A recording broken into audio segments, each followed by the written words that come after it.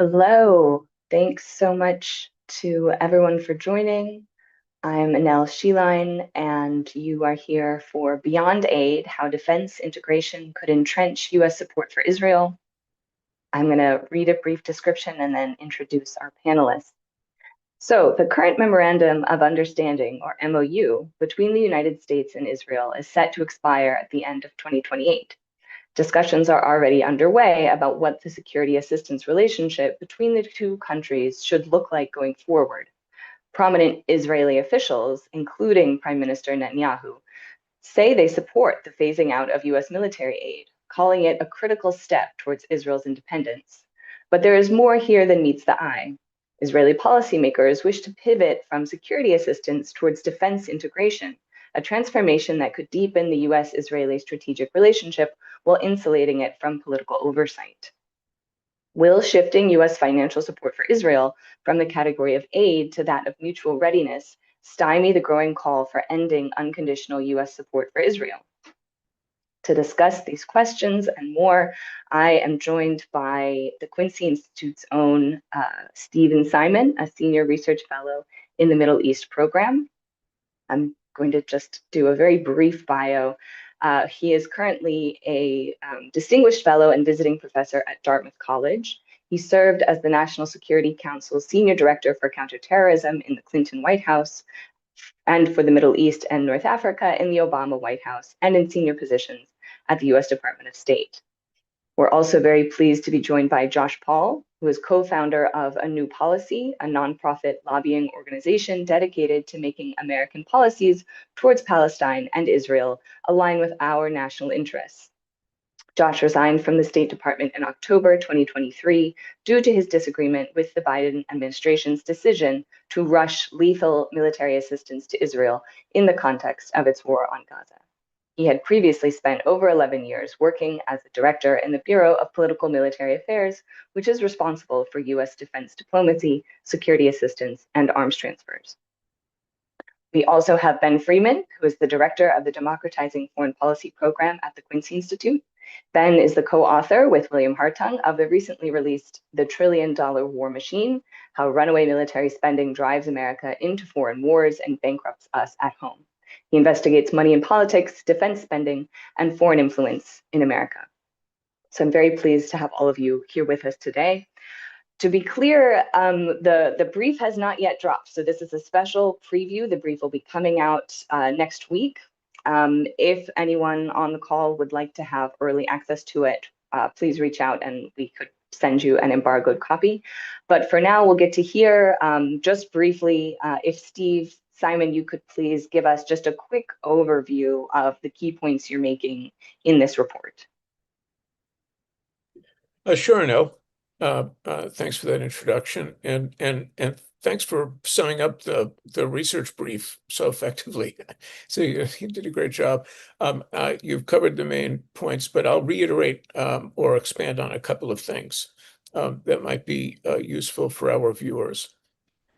The United States security assistance relationship with Israel is regulated by a Memorandum of Understanding. And these agreements, these executive agreements, last for 10 years after being signed. And right now, I believe we're in our our third one with Israel. And these agreements establish the total amount over a 10-year period that the United States would supply Israel with in security assistance terms over the duration of the Memorandum of Understanding.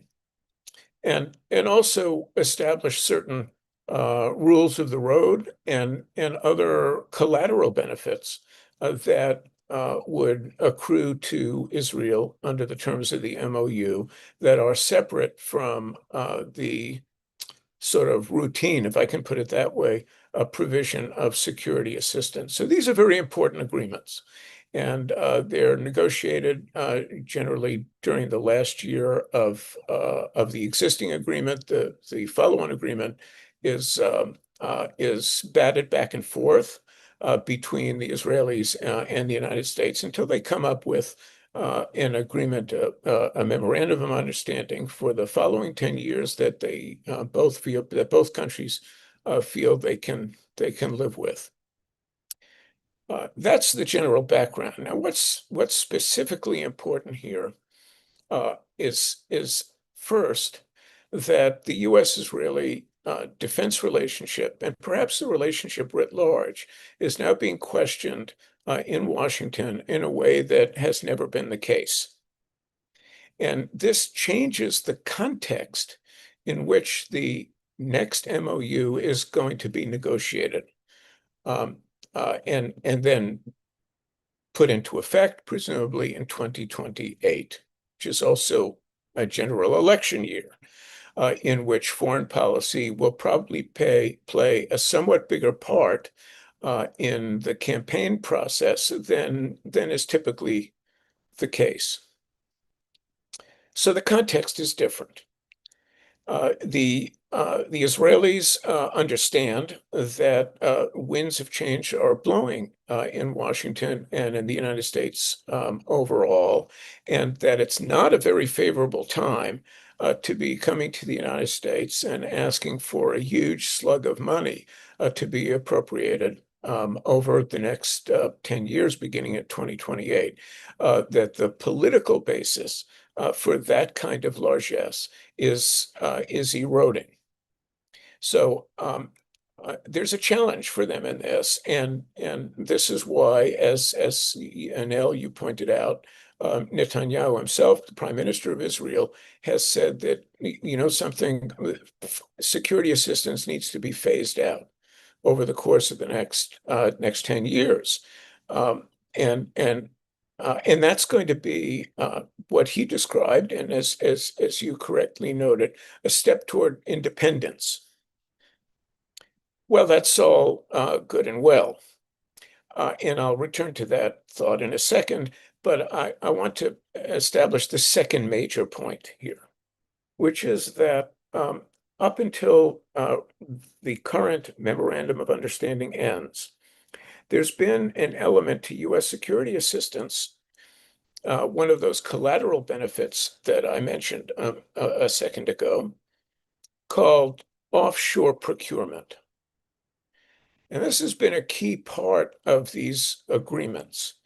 And what offshore procurement means in the context of this agreement is that a substantial portion of the overall level of security assistance that the United States provides Israel can be spent in Israel rather than in the United States. One of the key factors in the popularity in years past of security assistance for the United States is that essentially it was a subsidy for the U.S. defense industry. And the U.S. defense industry produces things in just about every congressional district in the United States.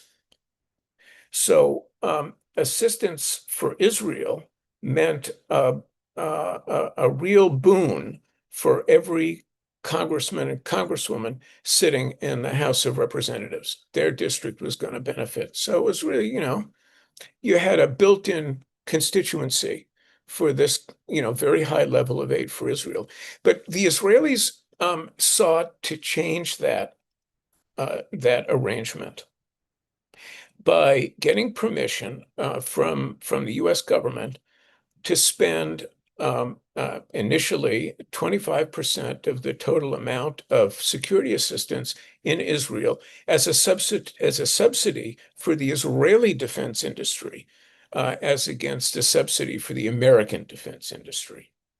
And this was just a tremendous benefit for Israel, and was important in Israel's development of the very advanced defense industrial base that it has today.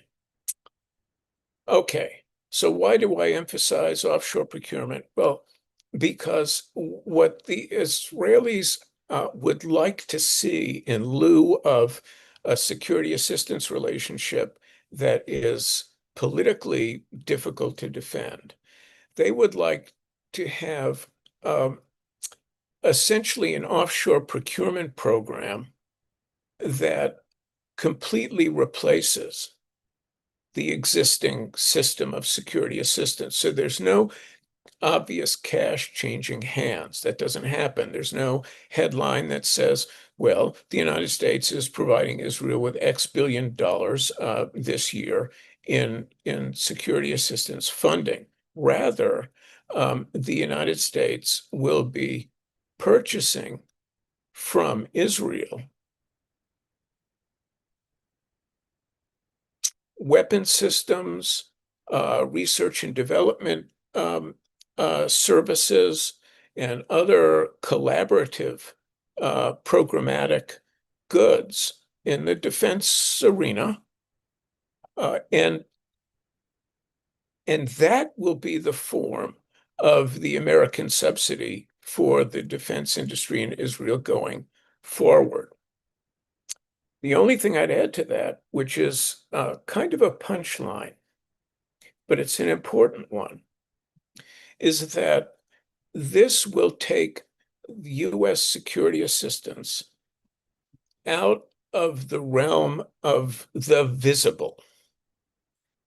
Under current circumstances, under the current arrangement, Congress has to appropriate money for these subsidies and grant aid amounts that the United States provides Israel.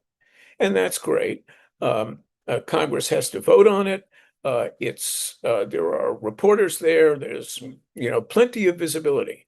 So if Americans want to know what is going on, well, it's right there, and members of Congress have their chance to voice their choice, whether they wish to appropriate U.S. funds for this purpose or not.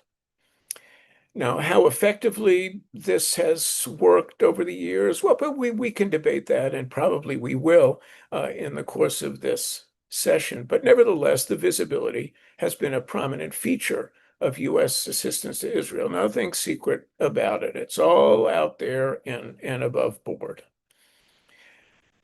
Under the new arrangement, if the administration and Israelis agree upon it, in 2028, the Pentagon will be controlling all the money that flows to Israel. And that money will flow in established channels for defense contracting of one sort or another. Now, that information is public as well, by the way, but it's very difficult to find.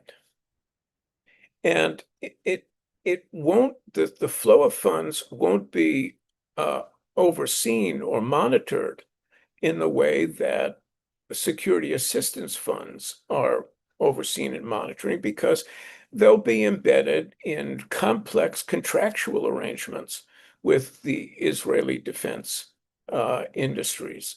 And that's how it would work with any country that the United States is buying these things from, whether it's Norway or Paraguay or whatever. It's just part of, the Pentagon doing business, and they have their infrastructure for doing that. And it's devil is in the details, down in the weeds, inside baseball, kind of process, not like what currently exists. And the committees in Congress who oversee this process will also be different. It won't be the foreign relations committees of the Senate and the House on the appropriations side. It won't be that. It'll be the defense committees. And these committees have very different interests, very different priorities. Their focus is extremely different. And, for the committees overseeing the Pentagon in Congress, the issue is U.S. defense readiness and U.S. military power. It's not, well, is there an integrity to a bilateral relationship? Is the U.S.-Israeli relationship serving U.S. interests in any particular juncture? That's not of interest to the defense oversight committees. That's an Steve. interest in the Senate. So, and anyway, I'll stop there. That's Thank you, and we'll return to you to hear more about this. But I wanted to turn to Josh now with two questions. One is, could you help us understand some of the terms? You hear the words military aid used, for example, but then there's also foreign military financing, there's security assistance. So if you could tell us just a little bit more of about those terms, and then also, why does it matter? Why does the money that the U.S. gives to Israel, why should people care? Sure. Yeah, thank you very much, Anel. So I think it's some useful table setting to just talk about some of that terminology without getting too far into the weeds. There is, if you think about it, a broad basket of security cooperation that essentially covers all of our defense relationships, short of actual combat with countries around the world, and in some cases, including in the combat environment. Within that, of course, and particularly when it comes to arms transfers, there are the transfers themselves. The US, ships weapons, whether from a private company or from the US government to a partner country. Then separately, there is the question about how those transfers are paid for. In the State Department, and the terminology is different on the defense side, but in the State Department, that funding is what we're talking about, what they're talking about when they say security assistance. The most prominent form of that is something called foreign military financing, or FMF, not to be confused with FMS, or foreign military sales, which are government to government arms sales that could be subsidized, paid for with foreign military financing, or could be paid for by the partner country. And it's important to make that separation, not only because of these differing terminologies and so we know what we're talking about, but also because different laws attach themselves, in particular, depending on what the source of funding is. If we are talking about US funding, about foreign military financing, for example, we are also talking about the Leahy Law. The Leahy Law famously provides that we cannot provide security assistance, which defined in this context means grant US funding, to units of foreign security forces that are credibly alleged to be involved in gross violations of human rights. The Leahy Law does not, under the current interpretation, certainly, attach itself to arms transfers themselves. So if you want to know, for example, why we are talking about Leahy in the context of Israel, but we're not talking about Leahy in the context of the Saudi and UAE-led coalition in Yemen, it is because of the funding source. It is because it is US funding in the context of Israel up to this point, but those countries were paying for themselves. Just to sort of now, so with that said, and with that framework, and we can go if we need to more into the weeds of how the arms transfers themselves work. They can be through that government to government foreign military sales system. They can be through a licensing process, the direct commercial sales process. There are also a number, and we can get into that, of DoD mechanisms to transfer arms or for cooperative development. And I think we'll circle back to that. So as Steve laid out, the US is currently providing Israel, under the current 10-year MOU, with $3.8 billion a year in a standard year. There's been a supplemental in the last couple of years, but in a standard year, $3.8 billion of our money. I would say our tax money, but to be honest, if you look at the way the budget is structured, most of this is borrowing from our children. So thank you to them. But 3.8 billion, so 38 billion over 10 years, of which 3.3 billion a year, or 33 billion over 10 years, is foreign military financing. The remaining $500 million is air defense cooperation through the Department of Defense Missile Defense Agency. If you look at the US-Israel arms transfers that then accompany that, so first of all, if you look at the IDF, you will see that while historically, if you look in the 1950s, 1960s, even into the 1970s, they were equipped from a wide variety of sources. The US is now by far the major supplier and the major source of IDF equipment. Every IDF, IAF, Israeli Air Force fixed wing fighter jet is of US origin, F-15s, F-15s, F-16s, F-35s.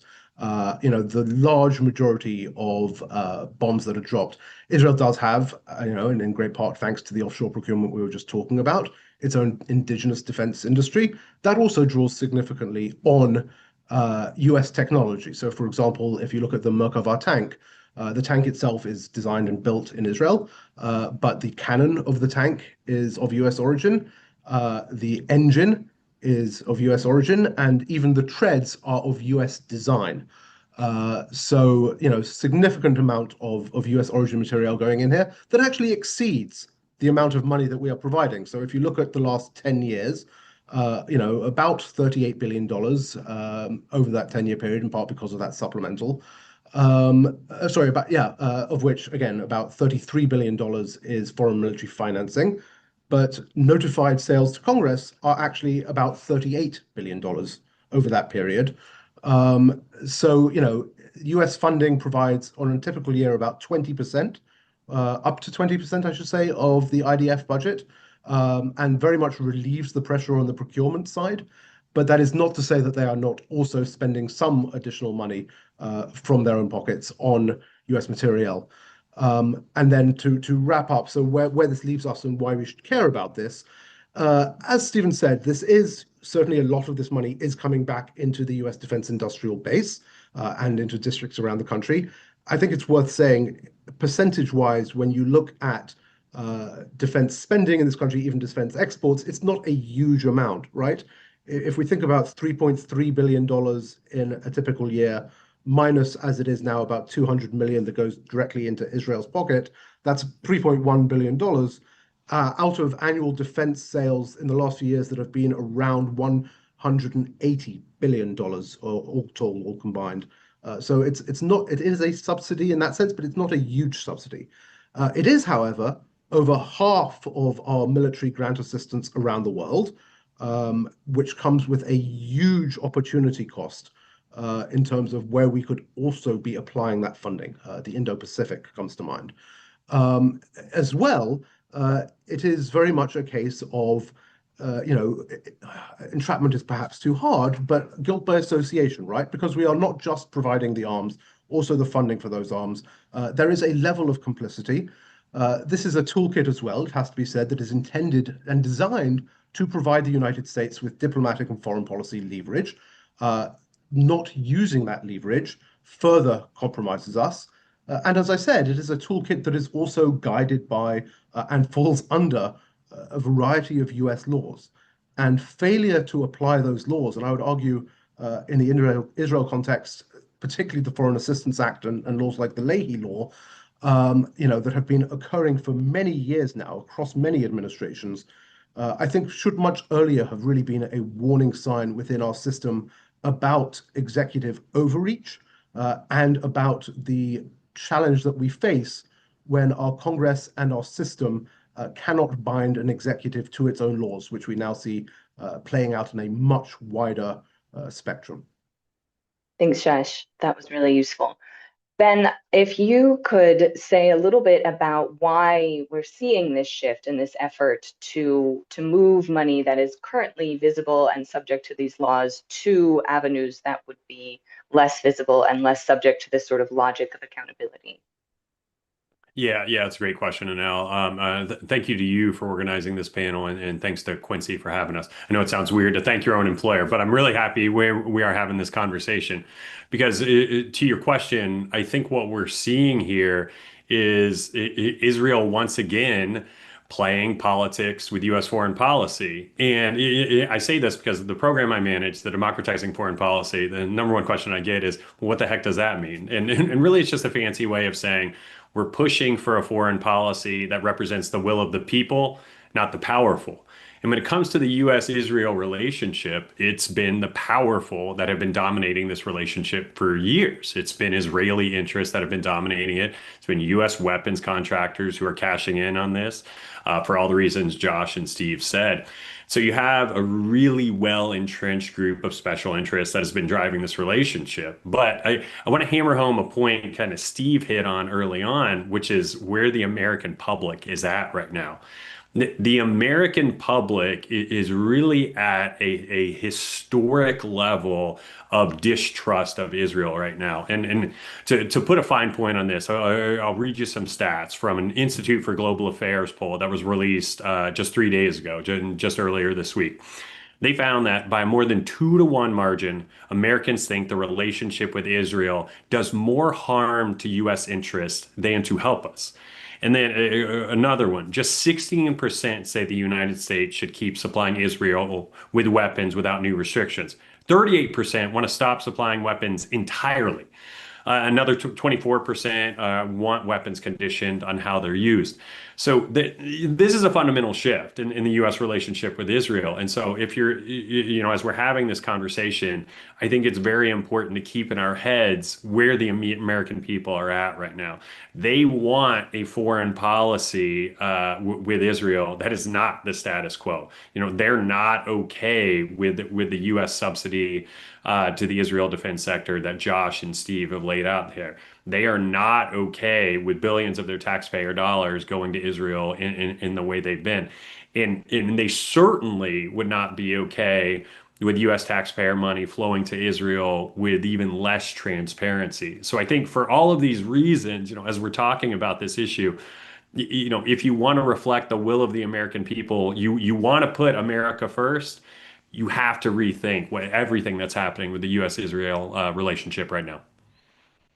Thanks, Ben. That's really useful context. A reminder to the audience that if you'd like to put a question in the chat, please do so, and I will try to pose them to the panelists. But now we'll get to our next round. So, Steve, I cut you off last time. So with reflecting on what you've heard, if you wanted to add more about what the specifics of what the brief gets into, or otherwise respond to Ben and Josh. Well, I think the two really important factors or the changing context, political context surrounding the U.S.-Israel relationship that Ben just detailed, I think, in interesting ways. And the survey data is accumulating, and it's all pointing in the same direction, which is towards this American public skepticism about the utility and the basis of the U.S.-Israeli relationship. Now, this is not something really totally new. The survey data have been pointing in this direction over the past 5 or 6 years. There's been a steady decline in U.S. support for Israel and a corresponding, if somewhat less dramatic, increase in U.S. Public opinion regarding the Palestinian side of the Israeli-Palestinian equation. October 7th, 2023, the Gaza war and the aftermath of the Gaza war greatly accelerated this trend. And it's from that point onward that we've seen these very dramatic shifts in U.S. popular support for the U.S.-Israeli relationship. The question people ask is, well, are these changes durable? Are they structural?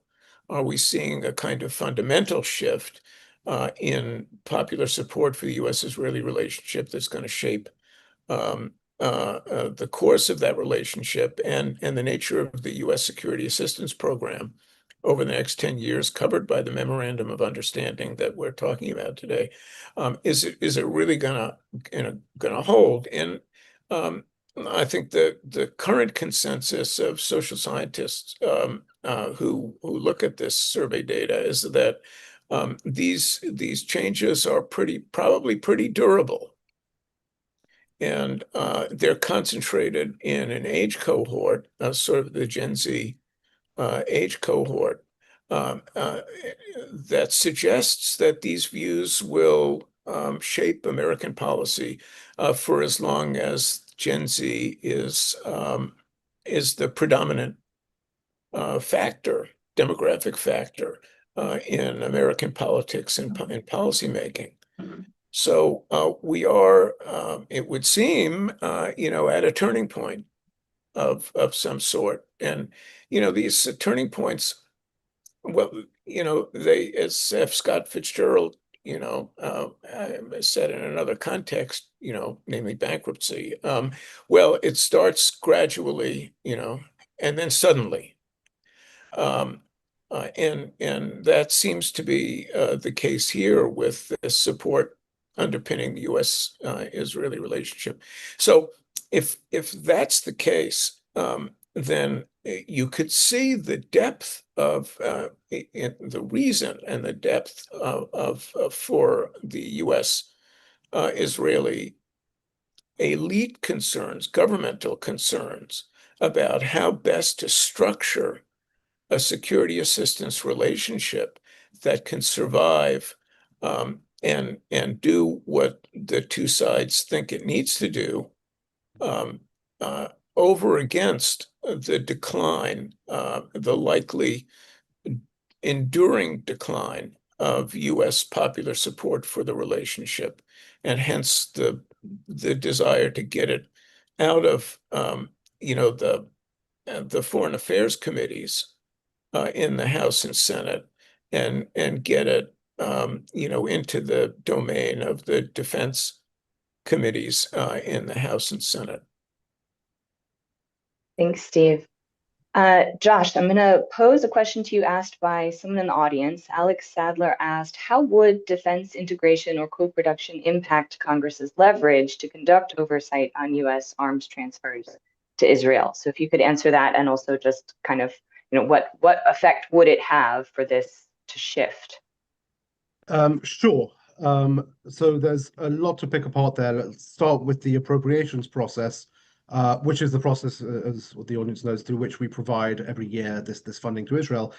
First of all, if you're taking this out as a line item under foreign military financing, that is, I think, probably if we can retain the status quo, if a new MOU was signed by this administration that said for the next 10 years, we will provide $3.3 billion, or let's say $5 billion, whatever it might be, in grant assistance to Israel. As Stephen said in the opening, that is an executive agreement. It is not binding on Congress, right? Because under the Constitution, Congress has the power of the purse. And I suspect if that were to be the case, you would actually see a very fulsome, probably heated debate every congressional cycle about, are we going to give Israel this money that the Trump administration committed? If you take that out of the equation, first of all, you're doing two things. You are, first of all, removing that debate. That debate is not happening. There's not that forcing function on an annual basis. You are also, again, removing, and this is, I think, overall a positive, but still worth noting, the applicability of some of those laws we were talking about. The Leahy law, for example, would not apply if we are moving to a purely sales and contracting relationship. Also, as Steve identified, you're also moving this from different committees of jurisdiction, particularly on the authorizing side. I think it's worth noting a couple of lessons here from the last few years. One being, if folks here recall, so in addition to providing Israel with this money, we also provide Israel with access to a mechanism called cash flow financing, which essentially means that they can put a small deposit down on their future procurement. So if they are buying a fleet of 50 F-35s, which is going to cost $20 billion, they don't have to put the cash up front like some countries would have to. They can say, here's the first 10%, because we know that there's a cash flow that's following it. That cash flow is our money, essentially. If we were to go to so in 2014, this happened with Egypt. We decided no more cash flow financing for you, Egypt. That actually proved to be very difficult to implement, because guess what? Who's left holding the bag on those contracts? Without that cash flow, it's the United States, it's the taxpayer. And so there was a process of off-ramping from Egypt in which we can the cash flow financing until we turned back on sort of the full mechanisms. And that would, I think, we would expect that to be the case here most likely. But so in terms of the congressional oversight, then, first of all, you're thinking about a program like the F-35, right? So F-35 is, I think, I'll give you two examples. One is the F-35 program. The F-35 is, led by Lockheed Martin, but it is built by a global group of states, the F-35 consortium of 12 different countries, and different parts are built in different parts of the world. Turkey used to be a part of that consortium after it procured a Russian air defense system. It was removed from the production consortium. That took 3 years because it turns out that they produced a critical part that we had to shift the production for to other countries, which took time. And without that would have sort of led to the sort of collapse of the ability of the program to sustain itself. But when you think about Congress's role, yes, it authorizes F-35 sales that are done through the foreign military sales process, but essentially, the mechanisms through which parts flow within the F-35 program, particularly in the construction phase, Congress really, has no oversight of, having established under the NDAA when the F-35 program was set up 20 something years ago, essentially a broad authority for the flow of parts. So Congress has really no role within that consortium.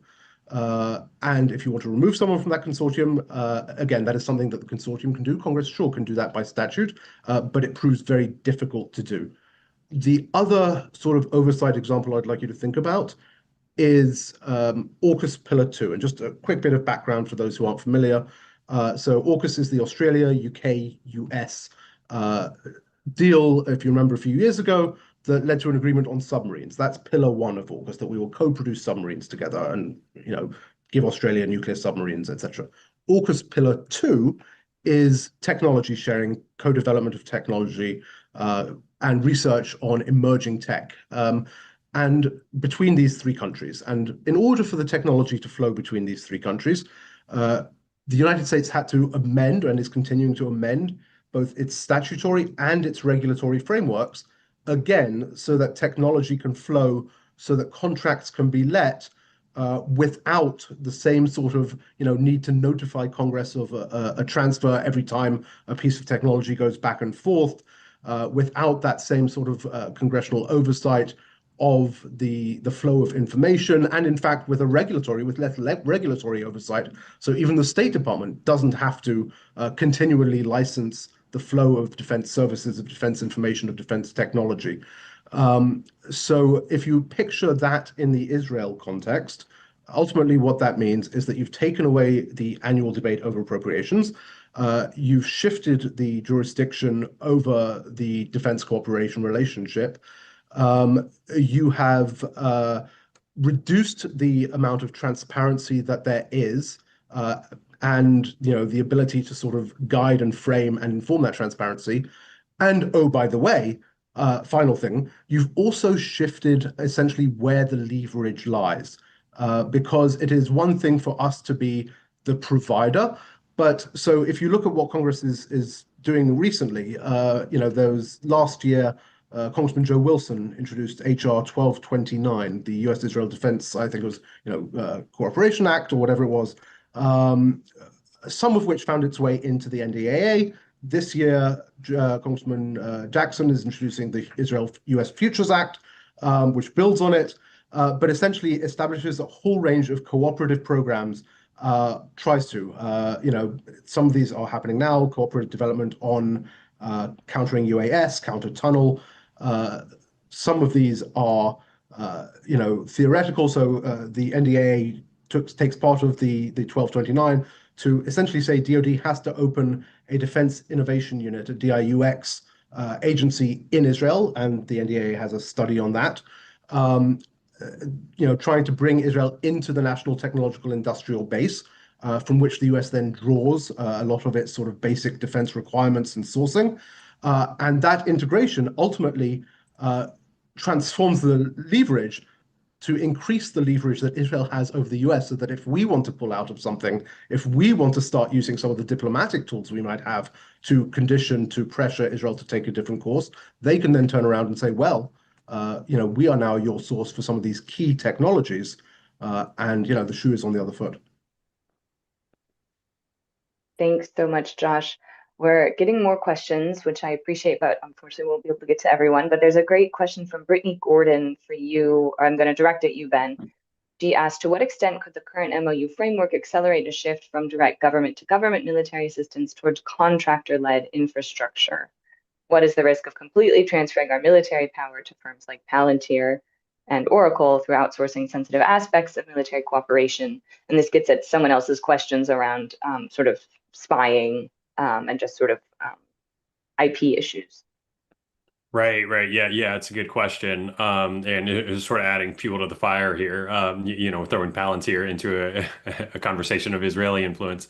But I do think it also kind of piggybacks off of some of the remarks Josh was saying there. And what we're seeing right now is, as we've had this MOU and this big grant model, Israel and the U.S. defense industrial base have sort of quietly been doing what Steve is talking about for years now. Josh mentioned some of the things, but I want to put a finer point on some of the co-production that we're already seeing.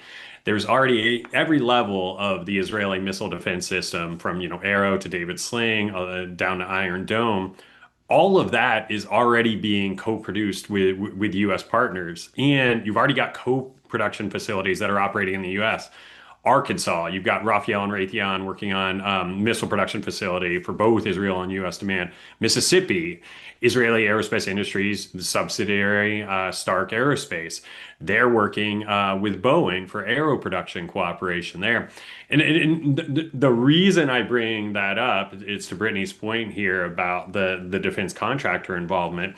What they're doing with these co-production facilities is they're pulling from the playbook that defense contractors always use in the US, and that's jobs. When defense contractors go to lobby Congress, the number one weapon that they have in their pocket is the jobs that they have in your congressional district. Because then, if heaven forbid you vote against them, they will let everybody know that you are voting against jobs, you are voting against the economy in your home district. So this is the danger that we run into with these co-production facilities. And when Israeli firms start co-producing with the U.S. in the U.S., then Israel is responsible for U.S. jobs in the U.S. It's really, really hard to unseat that. As Josh was talking about, taking 3 years to replace just one small component of the F-35 international production system from Turkey, taking 3 years. It's even harder to do that when those production facilities are in the U.S. So if folks are serious about pushing back on this new Israeli defense industrial base incursion, an ounce of prevention is going to be worth a pound of cure. It's going to be really hard to stop those co-production facilities that are already running. But what folks can do is prevent them from happening in the first place. You might think it's, America first, it's helpful for U.S. jobs, but the fact of the matter is, the more of those co-production facilities that we start up, the more leverage Israel is going to have over U.S. foreign policy. Thanks, Ben. We're now getting to our third and final round of questions. So I wanted to get to that question a little bit more for you, Steve, basically, so in order to reflect the will of the American people who do not want our money paying to kill children in Gaza or enable Israeli aggression around the region, is there any way to try to prevent this? As Ben said, an ounce of prevention is worth a pound of cure. Well, that's the question, isn't it? And I think both Ben and Josh laid out very powerfully how difficult it will be to get a grip on this situation. In the first instance, the agreements that we're talking about that underpin all of this activity, those agreements are business contracts. They're contracts signed between firms or parastatal, firms, on the Israeli side in the United States, on the other side. And getting out of contracts is really hard. It's just a hard thing to do because a contract is a contract. You want to buy yourself out of the contract, well, you can do that, but it's extremely expensive. And when you need to do this again and again in many domains, in very expensive contracts, large contracts, well, that's kind of a problem. Secondly, there's the obstacle that Ben raised, which is that the argument in favor of this new way of doing business will be that it fosters U.S. security requirements and fosters the security of the United States itself.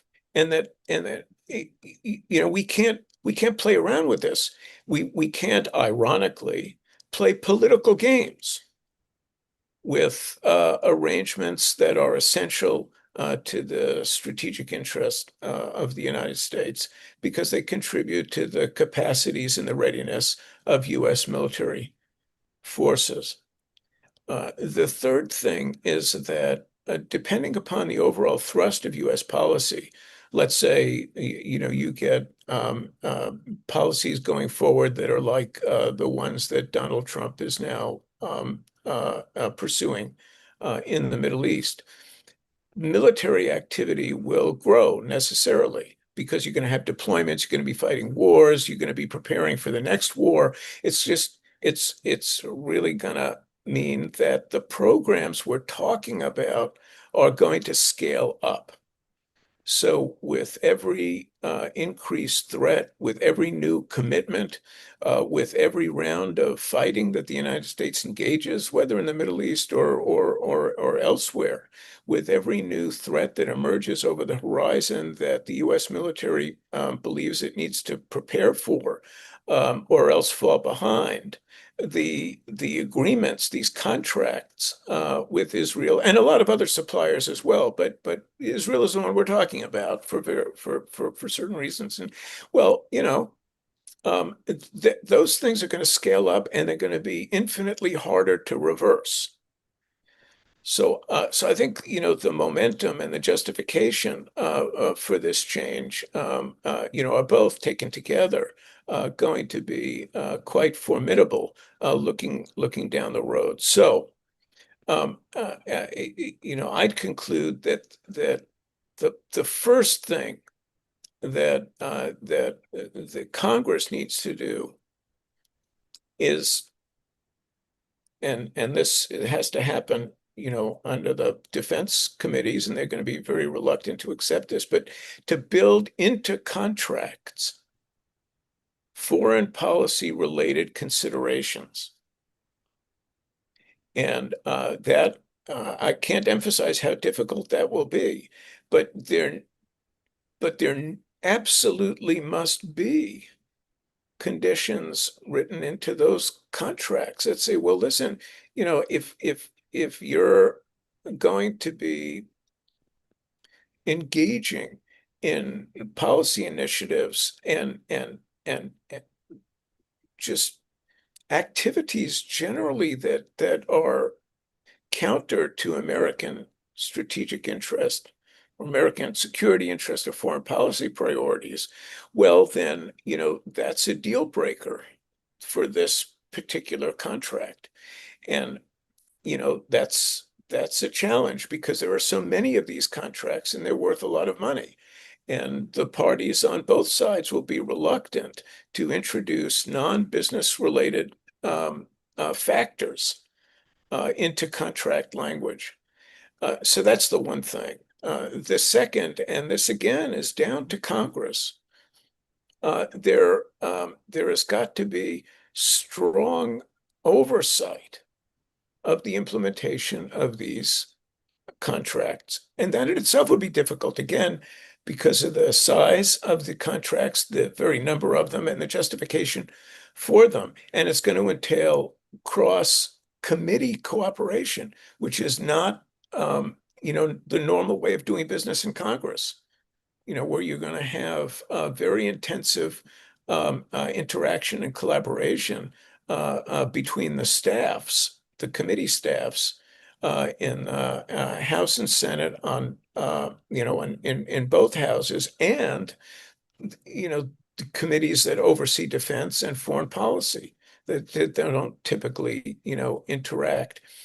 So let's just say that the obstacles are pretty big, and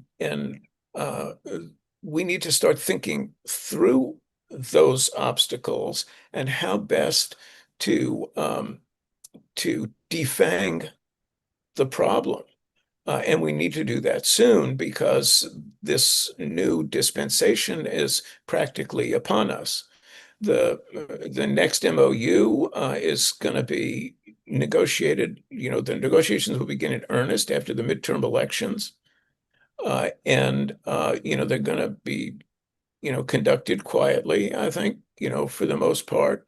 But there needs to be, a strong interest and commitment on the part of Congress and the public to injecting oversight into arrangements that would typically not be, not be obvious or visible to most observers. Thanks, Steve. Josh, same question to you in terms of what can be done to try to prevent this. And I think I saw you were also going to respond to a question in the Q&A. Sure. First on what can be done to prevent this, I think the first thing all of us have to do is educate ourselves and sort of also help educate our ecosystems, educate the Hill, and set the expectations and the terms, right? I'm thinking of that famous moment in the first Trump administration when he was calling up Putin and one of his advisors gave him a note that said, "Do not congratulate." So, even Lindsey Graham, even Benjamin Netanyahu, are saying that we need to end the US military grant assistance under the MOU. I think that could very plausibly happen as part of a ramp down in a pending MOU. Do not congratulate. I think that is, on the one hand, I think for many of us who would like to see that money go away, absolutely an important and pivotal moment. But it is not by itself the victory because of what we've been talking about in this context. And when you look at where Congress is on this. So I was talking before about HR 1229, the Joe Wilson U.S.-Israel Defense Cooperation Bill that underpins and sets the framework for a lot of this transition. There are members of Congress who are co-sponsoring that bill, who are also co-sponsoring Block the Bombs, which is, for those of you who aren't familiar, the bill that cuts off, 6 different weapon systems immediately for Israel, which is, one of the sort of paradigmatic bills that are in this space right now. We have to educate that, yes, the ramp down, the end of the grant assistance is good, but we also have to make sure that we understand and that our members of Congress understand that there is a lot more complexity and nuance here. And I do worry that a lot will get lost because of that complexity and nuance. It's very easy to say, here is $3.3 billion that is no longer going to Israel. It is much more complicated to sort of unwrap some of these bureaucratic and corporate relationships, mechanisms that are less visible. So I think there is a fair amount of work there in the most immediate term in terms of educating ourselves, educating our members of Congress, and then making sure that there is an understanding of what is the oversight that is being lost, and that it is not logically consistent to support the end of the military financing, but also, support the continuation or the deepening of the relationship. And final thing on that front as well, just say very quickly, I also think we have to think about some non-traditional alliances in this space. When we think about the offshoring of defense production or the foreign sourcing of defense supply, and this actually leads into sort of the question that was up in the chat. I think, first of all, when we talk about offshoring, we always have to be thinking about unions and American workers. Honestly, we might also find ourselves in some very strange coalitions with some major US defense entities that do not want to outsource the technology or the production to a foreign party, particularly when that foreign party will make it more difficult in some cases to then sell that onwards to other countries, and particularly the Middle East. But then also I think there's a very strong national security case to be made here as well. As someone asked in the chat, what about Israel's track record of espionage? There is a track record of espionage, right? And not just the headline cases of Jonathan Pollard and Donald Franklin and all that sort of thing. But for those of us who have come out of government, we certainly know what the concerns are. And by opening some of our most sensitive technologies to Israel, when we talk about the People's Republic of China, we talk about military civil fusion, the idea that you cannot separate the military sector from the civil corporate sector, because what the government says the corporate sector executes. Israel invented military civil fusion, let's be honest about it. And so the idea that we would open our most sensitive and our supply chains, our most sensitive technologies and our supply chains to that risk I think is one that should, we should also be educating our members of Congress about, and really sort of setting off alarms and working with those who do care about national security to address. Thanks so much, Josh. I think your answer got at some aspects of other people's questions. I know there are a lot of questions. So Ben, final 5 minutes to you on what can be done to try to, again, prevent Americans who are tired of our money paying for Israeli aggression, and the ways that this is going to become less visible. What can be done? Yeah, What can we do? I'll strive to be very quick, and I'm going to piggyback actually on something that Josh said there. I think there is a counterintuitive alliance to be found in the defense industrial base itself. And there's a business case here, and I'm going to speak very quickly to shareholders at major defense contractors. I never do this, so listen up, shareholders at major defense contractors. There's both a reputational risk and a business risk of now collaborating closely with Israeli defense firms. And that might seem counterintuitive. Steve is right. There's plenty of technology. There's plenty of U.S. benefits from working with some Israeli firms. But right now, Israel is toxic. The Israeli military is toxic, both in the U.S. and particularly across Europe too.